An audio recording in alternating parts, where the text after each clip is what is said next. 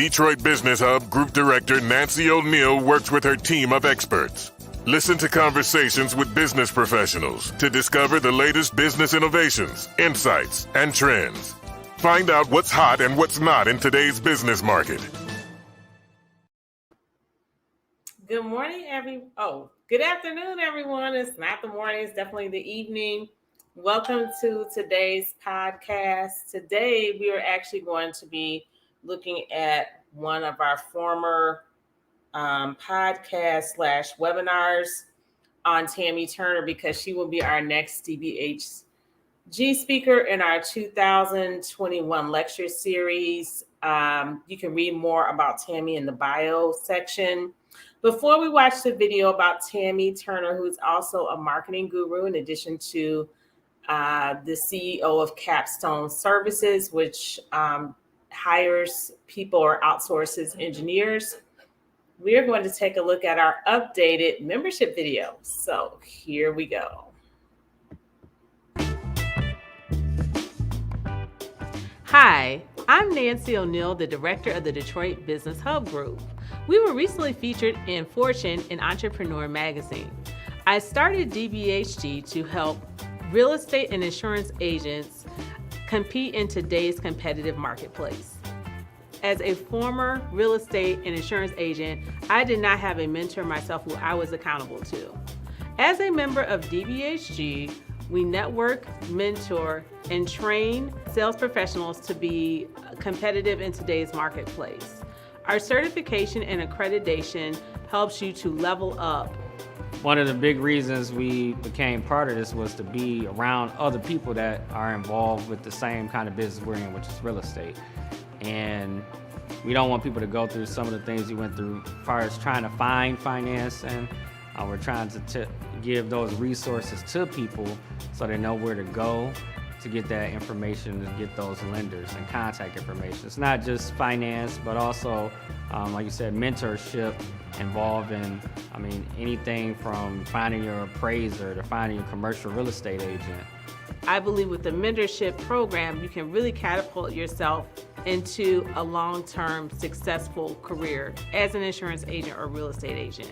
As a DBHG member, you receive access to experienced business coaches in your industry and coaching sessions, access to capital, access to DBHG mastermind coaching sessions, access to DBHG podcasts, access to webinars, in-person seminars and workshops, access to our DBHG certification and accreditation programs, and networking opportunities with like-minded professionals in your industry.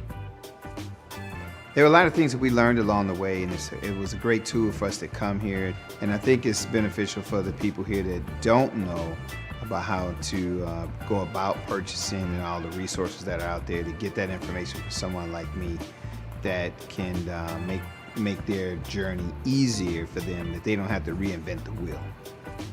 So what Detroit Business Hub Group means to me is connecting with other business owners and professionals through a network of peers so we can all learn and grow together. Ideally, we all learn to do business together as well.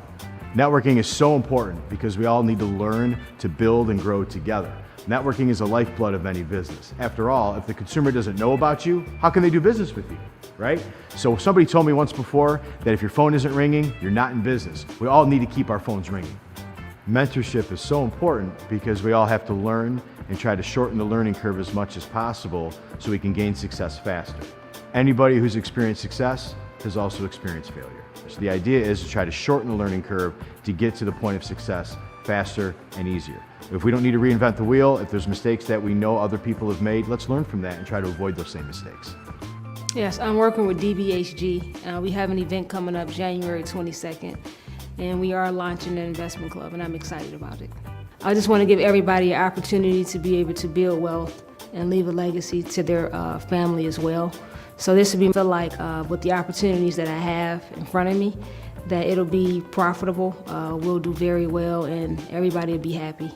I'm going to be telling my story, some of my strategies, and things that I did to build my real estate portfolio, and then also launching the Real Estate Investment Club. A lot of professional networking from a real estate perspective. Today we have a commercial seminar very informative, met a lot of different professional people in real estate, investment, a lot of investment consultants. So it's overall, in my last year, it's been a very positive networking experience. Networking is the lifeline, the blood of it. This is a relationship-based business. That's the bottom line. You're only good as your name, and people is what they view you as. So, networking is very important. Relationships are always key with anything that you do. You find out that the recommendations of some people, that a lot of the banks use the same people. A lot of the real estate agents go to the same people, and because they know their work and they trust that they're going to be honest with their evaluations of different things. So where like-minded people come together for one common goal, and we are heavily, focused on community service, and that's what really the organization is really roots, and what we're rooted on is actually helping the community. That's one of the big things of us getting involved with commercial development, is to try to redevelop our communities. That's what this whole thing is really all about. Minority business owners today need mentorship, training, and networking opportunities. We provide that with DBHG.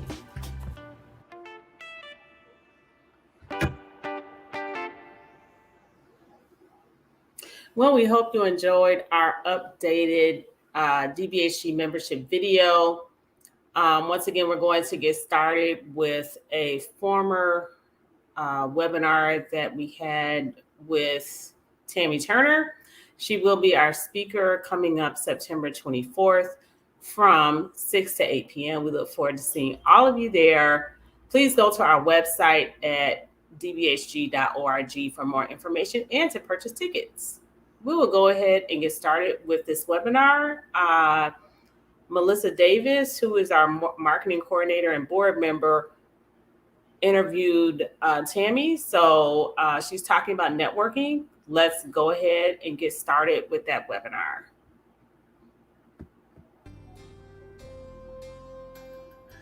Hello, everyone. My name is Melissa Davis from the Detroit Business Hub Group, and I'm here with Tammy Turner, and we're going to have a lovely discussion about networking. Hi, Tammy. Melissa. It's really nice to meet you. I am so looking forward to this discussion because I think, just based on your background, you're the queen of networking. So it'll be really great to hear what you have to say to help other people about how to network. So Awesome. The first question I'm going to ask you is, how do you work a room? How do you network? Wow. So one of the things that I do to work a room is I start before I even get there. I find out who's going to be at that event. If I'm going to a networking event, a conference, I find out who's going to be there, who it is that I need to have a conversation with. Okay. And I do a little background research on that person or persons. And I'm very strategic about it. Once I arrive to that event, I make sure that I allocate at least 10 minutes to talk to each individual that I need to have a conversation with. So I'm maximizing my time. I'm not like trying to figure it out once I get there. Yeah, that's really good. That's excellent. So when you do introduce yourself to someone, do you have like a pitch, an elevator pitch that you use when you walk up to somebody in those 10 minutes? How do the conversations usually go? Yes, I do have an elevator pitch, and depending on my audience, I may have 2 or 3. Depending on who I'm talking to, what event I'm at, I may have 2 or 3 elevator pitches. But my standard elevator pitch is, hi, my name is Tammy Turner. I'm the co-owner of Capstone Employment Services. I specialize in the permanent or contract placement of engineers. I'm also an author. I wrote a book, How to Talk to Strangers, a step-by-step guide to professional networking. How can I be a resource to you? So I close all of my 30-second elevator pitches with, how can I be a resource to you? And I do that to encourage further dialogue, but also to understand, knowing now that you know who I am and what I do, how can I help you? You know, and so that usually keeps the dialogue going, and the other person gives me their 30-second elevator pitch, and we go from there. That's a great close, asking that question, because it's open-ended, Right. which is wonderful, and somebody will need to respond, and Right. that will kind of keep the conversation going. And That's I great. think even if you're a person that's not in need of employment, we all know somebody Yes. who needs a job, even if it's an internship, we have a child, grandchild, or whatever. So usually when people find out that I'm the holder of jobs, they will say, oh yeah, I have somebody, I know somebody, can I get a resume to you? So you mentioned that you have different elevator pitches when you go to different events. Yes. So you have 3. So how do they differ?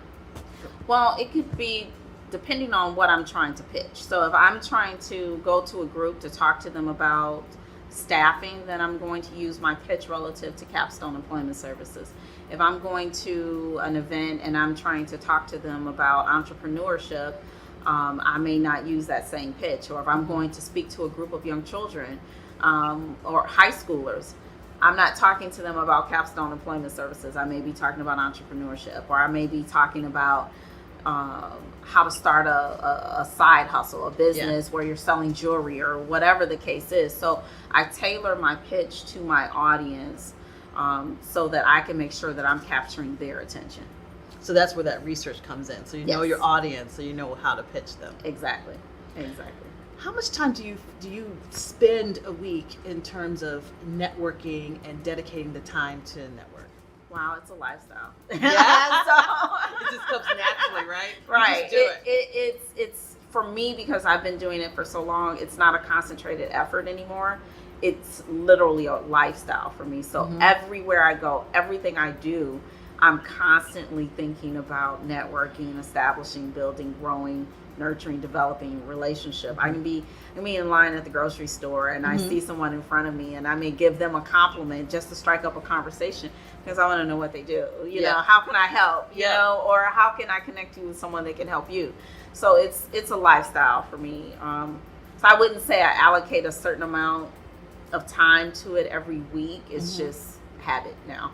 And I always keep business cards on me everywhere I go. Yeah. Because you never know when you're going to meet someone and you need to present a business card. So for somebody who is either a young entrepreneur or new in their business, they should really look at networking as something to do every day. Every day. Every single thing that you do, there's an opportunity to network. Unless you're going, to a family dinner and and it's surrounded with your cousins and aunts and uncles. You already know everybody there. Yeah. But 9 times out of 10, everywhere we go, every single day, we're walking into a situation where there's people we don't know, and there's an opportunity to network. That makes sense. So you mentioned that you have business cards on you all the time. Yes. So how do you properly use a business card? How do you use that in your networking? So here's the mistake that I see so many people make with business cards. They go to a networking event or go to a conference, they collect business cards, right? Yep. And then they go to work the next day, put them in the top drawer with the rubber band wrapped around them with all the other business cards that they never called on. Yeah. And then when they need something, let me try to find that business card. First of all, you almost can't remember the person's name. And then you're looking, shuffling through this drawer, trying to find a business card to reach out to somebody who doesn't even remember you because months have passed. Yeah. So what I typically do whenever I'm at a conference, an event, no matter where it's at, even if I'm out of town, within 48 hours, I will reach out to that person if I have their contact information. And it may just be something short and sweet. Bob, it was a pleasure to meet you at this year's NABA convention. I had such an amazing time, had a lot of takeaways. Just wanted to make sure that we're able to stay in contact with each other. Here's my information. And I'll close with something that they may have shared with me that was important that I may have written on the back of their business card. And I'll give you an example. Let's say Bob just passed the CPA exam. Yeah. And anybody in the world of public accounting knows that it is challenging to pass the CPA exam, especially on the first sitting. So I may close that email to Bob and say, by the way, congratulations once again on passing the CPA exam on the first sitting. Now, when Bob receives that email, he's going to feel, number one, special because I remembered that his accomplishment. And number two, I'm still fresh in his mind. Yeah.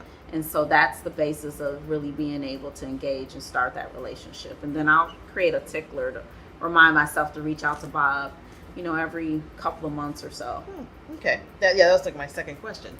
Once you have that initial reminder, how often do you go back and mention that to people or reach out to them? Right. Well, you don't want to become a stalker. Yeah. So That's true. I'll, every other month or every couple of months or so, I'll reach back out. Just, hey, how's things going? Anything that I can do for you? What's the latest and greatest?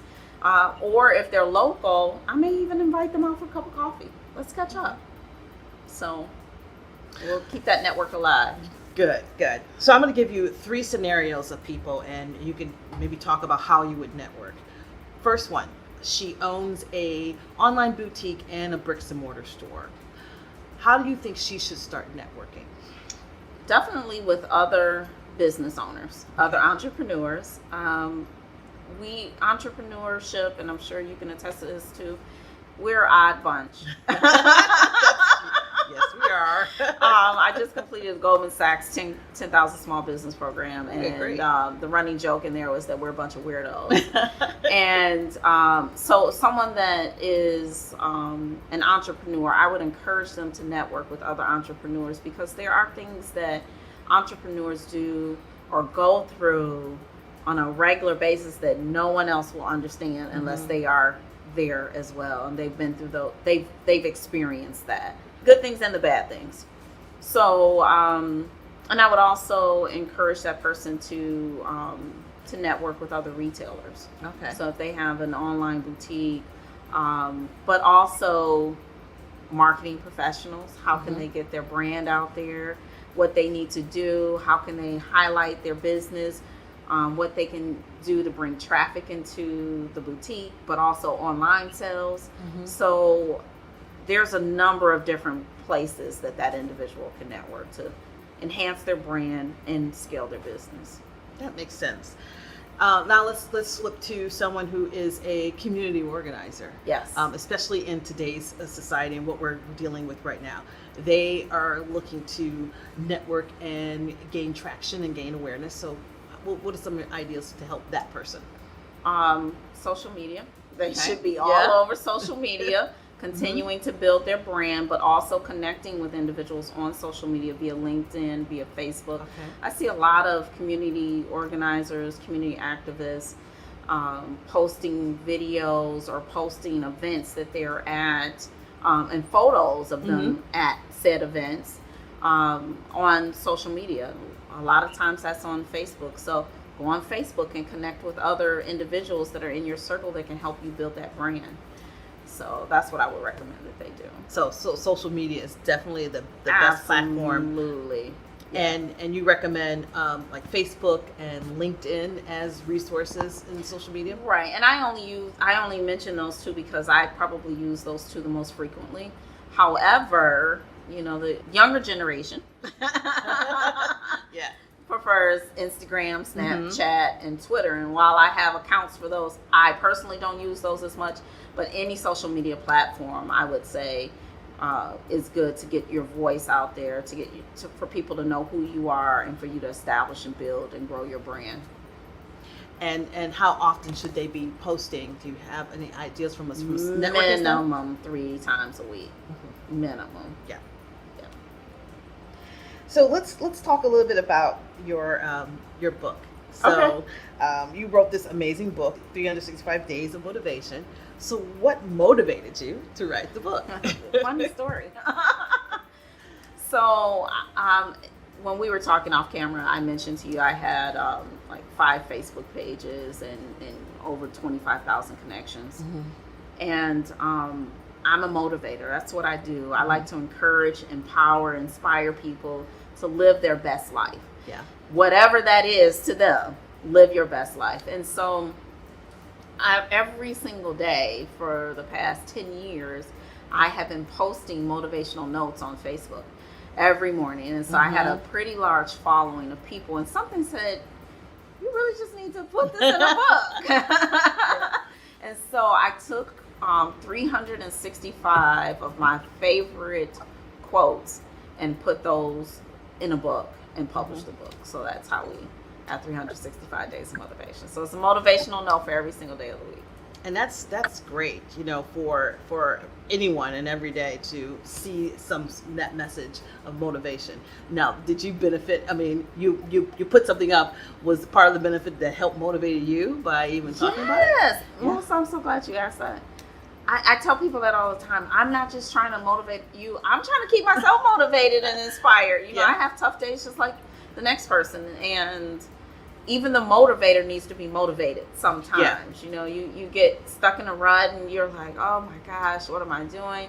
Or why can't I get this done? Or we all just get in that place sometimes, that funky place where you just kind of feel like in a rut. You know, you just like you're in a fog and trying to figure out what your next step is. Mm-hmm. And so I pick up my own book. And sometimes I don't go to that specific day. I'll just, wherever the book opens up, or I'll just flip through and let me read this for today. And then I'm reminded, you need to pull yourself up, get out here and get it done. Plan, prepare, and execute. That's wonderful. So with your book, how did you network and get people to know about your book? What did you do? A lot of social media. Okay. A lot of social media. I was all over Facebook, so I had a large following already based on the motivational notes. And so other people would recommend me to other people who recommended me to other people who recommended me to other people. And so I had a lot of speaking engagements, sold a lot of books there. And once people read the book, they would tell someone else about the book. And then I created a website online where they could go and people could purchase the book. And then it's also available on Amazon and Barnes & Noble. And so it just kind of snowballed, you know. So I was fortunate in that I had started a lot of the marketing before the books even came out. So I had built up an audience and a platform for the book. That's a very important point. Yes. You know, to get out there and to let people know you, right, and then introduce a new product or new book. So right. That and I found that people really do want to support you. If they get to know you, they feel like they know you and there's some kind of personal connection. They really want to come out and support you. So I know that sometimes people will use Facebook only for business. And then they may have a separate and private Facebook for their personal life. And I'm not here to support or bash either one. Whatever you want to do, what's comfortable for you. But I personally would also include things about my personal life because I felt like I wanted people to get to know who I was and not just the business part of me. You know, that's an important part, but I'm a human being too. Yes. You know, and I have a family, I have children, I have grandchildren, you know. So I found that when people felt like they really knew who I was, they wanted to support me. So my books came out. That's what people did. Yeah. And they still do. That's something that I always try to teach people and teach clients, that especially with social media, there's that know, like, and trust factor. You have to make sure that people get to know you. Yes. So what do you say to people who are in business, they want to network, but they're a little hesitant of getting their face out there in social media? They know they need to be there. How would you motivate them? I would encourage them to, as Nike said, just do it. You have to have a strategy. Don't just go to a networking event and say, okay, I'm here, and think that you're networking. You have to have a strategy. Do your due diligence, find out who's going to be there, who you would like to network with, and then force yourself. You literally have to force yourself to go and talk to people. I think the biggest challenge really has been, and I found out over the years from talking to my audience, is that people just don't know what to say. It's like, how do I just walk up to a total stranger and just start talking to them? Yeah. And especially if you go to a networking event and you already see clusters of people, pockets of individuals already talking. Like, what do I do? I would just encourage you, if I go to an event and I see a cluster of people talking, I will walk up to them. You guys look like you are having way too much fun over here. I had to come and introduce myself. Yes. You know, and it's lighthearted, it's fun, and they're like, oh wow, hey, how are you? We were just talking about blah blah blah. And before you know it, you've made connections. So it's getting over that initial fear, just to force yourself to get out there and make the introduction happen, you know. So it's just do it. Just do it. Yeah. Just do it. But rehearse your 30-second elevator speech several times before you get there. That way it doesn't sound rehearsed. Yes. It just kind of rolls off your tongue. This is who I am. This is what I do. How can I be a resource to you? So just do it, but be very deliberate and Yes. strategic at Yes. doing it. Yes. And say that you don't have any network events coming up because of the situation we're in. Is there a way of practicing? What would you do, if you were looking to do it, but you don't have anything just yet? Is there practices that you can do? Yes. Call and leave yourself. Call from someone else's phone, your spouse's phone, girlfriend, cousin, uncle. Leave a message on your cell phone of you doing your 30-second elevator speech. So you can hear how you sound. You can hear the tone in your voice, the inflection. Are you nervous? Is what you're communicating concise? Is it clear? Does it inspire the other person to want to ask questions? So just practice and rehearse and leave yourself a voicemail. That's wonderful. That's a great tip. Do you have another tip that you always follow when you're doing professional networking that you can share with people? Very important about the business cards. If you are talking to an individual at a networking event, be sure to write on the back of the business card anything significant that they share with you. I already mentioned the CPA passing the exam on the first sitting, but maybe they had to leave that event early because Johnny had a soccer game. Yeah. Write it on the back of the card, and you're like, Johnny had a soccer game. How would that be important? So when you follow up to send that email, by the way, how was Johnny's soccer game? Did he win? And again, you're creating a personal bond with that individual, and they will remember you for that. So if there's anything significant in the conversation that stands out, write it on the back of the business card, and that'll enable you to create that personal connection when you send an email to that individual in 48 hours. In 48 hours. So timing is important. Yes. Timing is Yes. definitely important. Now, how has it changed, especially in light of our current situation? How has your networking changed a little bit where you may not be able to do it face to face and you need to do it in the virtual world? You can still do the research. Right. So it's changed somewhat in that we're limited in how we interact and engage relative to face-to-face contact.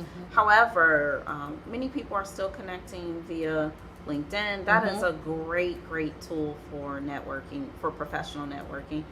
I utilize Facebook. I mean, every avenue that I get that I can have, I'm utilizing to expand my network. But not just to expand my network, also to connect other people. So I may have a person that has a need. I may not be able to fill that need, but I know someone that can. Yeah. And so I'll make those connections as well virtually. A lot of times I'll go out and meet someone at a coffee shop, but COVID-19 has prevented that. Yeah. So I'll make those connections virtually now. Can you talk about some ideas or tips of what professional organizations that young business owners, young entrepreneurs should look to join? I think that it really depends on what your career aspirations are. If you are if you're an entrepreneur, if you're a female entrepreneur, I would suggest that you connect with National Association of Women Business Owners, NABA. I would suggest that you connect with WeBank, Women Business Enterprises. If you're a minority business owner, I would suggest that you connect with MMSDC. There are so many avenues depending on who you are and what you're looking to gain. And then for young entrepreneurs, there's so many networking organizations that are local, regional, and really you can just do a quick Google search to say, networking, and make it specific to the group that you're targeting, and there will be a list of organizations that will come up. So it really depends on the individual and what you're looking to gain, from that networking. And in terms of networking, there is time commitment. It is an investment. Yes. There's a cost investment too. You want to talk a little bit about it's networking. There is an investment of monetary investment that you should consider in your business towards networking, right? Right. So there is definitely a time investment. But I look at it like this. for individuals that went to college, you invested in your education so that you can reap the benefits of that later on in your career, right? And so networking is the same. Or even individuals that are married, you invested in your spouse and you're hoping that you're going to reap the benefits of that later on. And it may be children or, you know, a house or whatever it is that couples do. Networking is the same. You have to make the investment. You have to put in the time in order to see the return later on. And it may not be immediate. Yeah. It may be a year down the road, 6 months down the road. But you still have to make that commitment. And the commitment is making sure that you allocate time to go to events, to network, to engage with individuals, not just collect business cards, to make sure that you follow up. And I'll share a short story with you, Melissa. And I actually shared this with you off camera. My first job in corporate America, I worked for a CPA firm, regional CPA firm. And they had all of these events. Every time I turned around, there was whirly ball, there was a golf outing, there was a Tigers game, there was this event, that, and I just was adamant that I was not going to any of it. I was going home. I was a young wife. I was a young mother. I wanted to go home to my children, and I just did not want to engage with my coworkers after work, to be honest with you. Yeah. And so later on in my career, I realized that those were really career-limiting moves. And so something, I would see the people that were in the same start group that I was in progressing in their careers, and I'm still stagnant here at the same place. And I'm like, what is it? And it dawned on me that these people were getting out, engaging with the partners, going to the golf outings. People got to know them personally. Whereas at 5 o'clock, I was out the door, Yes. you know, on my way home. And so no one really got an opportunity to get to know me. And we know this, sales 101, people do business with people they like. Exactly. And so I had to learn to get outside of my comfort zone. I'm naturally an extrovert anyway, but I still just didn't want to engage with people that I worked with. Yeah. And so I had to force myself to get out of that mindset and engage people that I worked with, and I started to progress also in my career as well. In terms of monetary commitment, are you going to have to pay to go to XYZ event? Probably. It's no different than what you would pay if you went to the movies. Yep. And then how much benefit are you getting out of that? I mean, you're being entertained, but there's nothing, it's really not adding any kind of value to your life the way that networking would. So that $40 that you're going to spend at the movie theater on concessions and popcorn and the tickets and whatever else it is, or even going out to dinner, you can make that investment into something that will yield results for you later down the road. That's so true. I mean, especially when you say about timing. You know, I remember going to a networking event over a year ago, you know, and just going and enjoying the situation and talking to various people. And a year later, one of my largest clients is from meeting somebody at that networking event. Yes.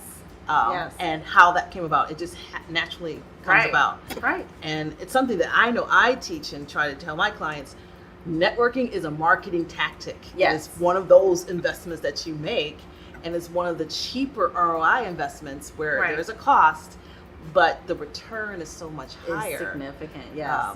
Because the level of referrals that you will receive, you know, versus some of the cold calling and understanding that that nature. How much of your business is probably done on referrals? Probably. Oh my gosh. Probably 85% of my business. I think it's higher, yeah. 85% of my business has been based on who we know and who knows, who has done work with us in the past, who referred us to someone else. Yes. And they've reached out. You know, just yesterday actually, we had a young lady, we had a client that we worked with previously, and we did a really great job for them. Young lady left that particular client, went to another office, and they're in the same manufacturing space, and just reached out to us to say, hey, we have a lot of jobs over here, a lot of engineering openings. We could really use your help. You guys did such a great job for us at ABC Company. I referred you to the director. Can we set up a meeting? Yeah. And that's just how it happens. So the referral business is huge. and it's a money saver. Right. I know as a marketer and having done paid ads and telling people to get your name out there, it costs a lot more money. Yes, it does. To get your name out and people to know who you are, you know, and it helps when people can refer you to someone. Now, that's a double-edged sword though.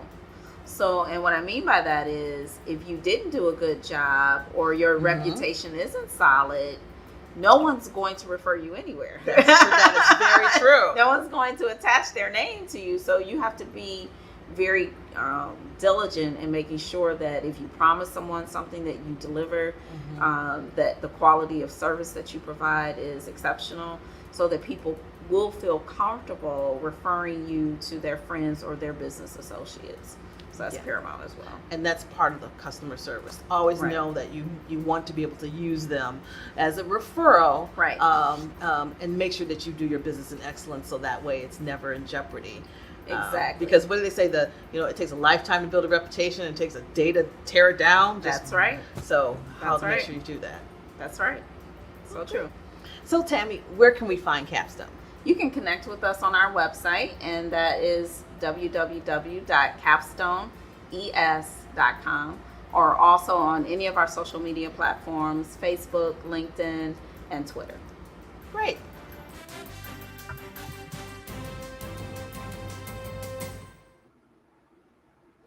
Well, thank you so much for joining us for that webinar with Tammy Turner. She is a great motivational speaker. I've heard her speak a couple different times and did an excellent interview with Melissa Davis, our marketing coordinator. I do want to say she does have another book called Never Talk to Strangers, a guide to networking or professional or business networking. That is a great resource as well. I've read most of that book before. So I would encourage you, if you are debating on attending our September 24th event, to please purchase one and or both of her books. They're both available on Amazon. And we'll probably be giving a couple of her books away at the event as door prizes or a raffle prize. So we do hope that you plan to join us. You can actually go online. She probably has some other videos available as well. She's also included in our certification course. So if you are interested in learning more about the tools that you need to be a successful business owner, we talk about networking, we talk about business plans, we talk about human resources, making sure that you have the proper insurance and real estate in place to scale your business. So I really do recommend the certification program. We're actually running a sale right now where you can become a member and become DBH certified for just $199. So once again, go to our website for more information on our certification program. Also, make sure that you go to the website for more information about the September 24th event at Incubizo. We recently had a professional business networking event just for members this past Saturday, and it was great. All the members, we met at J. Alexander on the 21st. All the members that attended, we had a really good time, good food, good laughs. So it's just a way to be able to kind of let your hair down, so to speak. Get to know the other members and or guests who attend these events, and, best of all, networking. Networking is probably one of the least expensive ways that you can promote your business. And it's all about you increasing your web or your center of influence or outreach. So it's a great way for you to promote your business at a very nominal fee. Sometimes, like with social media, networking is virtually free unless you're purchasing social media ads. And, for you to get your name out there, you have to get out there and meet people. So business ownership is not necessarily for shy people. I am an introvert, but sales actually forced me to get out and meet people, not being afraid to talk to strangers, going up to people and introducing myself. So eventually I broke out of that really shy, introverted shell. So take a look at our website, take a look at our YouTube channel, Nancy O'Neill, and you just go to DBHG on the YouTube channel, subscribe to our YouTube channel, subscribe to our Facebook group, as well as our business page. I believe it's Facebook.com/Detroit Business Hub Group. And we look forward to seeing you at the next podcast this upcoming Tuesday. Everybody have a great, Memorial Day weekend, but we do have one more podcast, actually 2 more podcasts next Tuesday and Thursday before Memorial Day, before Labor Day, the Labor Day holiday. And I look forward to seeing everybody next Tuesday. Bye, everybody.